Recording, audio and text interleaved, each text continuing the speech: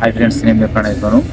So ఈరోజు అయితే మనం బెంగళూరు నుంచి మసాలాకి అయితే వెళ్తున్నాం. సో ప్రజెంట్ అయితే నేను ఆర్ఎన్ ట్రావెల్స్లో ఉన్నా. లైట్స్ అన్నీ ఆఫ్ ఉన్నాయి. జస్ట్ ఇక్కడ మనకు బ్లూ లైట్స్ ఉంటాయి చూసిందా. సో వాటి వల్లే కొంచెం ఫేస్ అనిపిస్తుంది. సో ఇందులో చాలా నెగిటివ్స్ అయితే ఉన్నాయి, మీకు చెప్తా. సో మనకి ఇక్కడ కనిపిస్తున్న ఈ సాకెట్ ఉంది చూసినరా. ఈ సాకెట్స్ అనేవి బస్సులో ఎన్ని ఉంటాయని ఇవి కూడా వర్క్ చేస్తారు.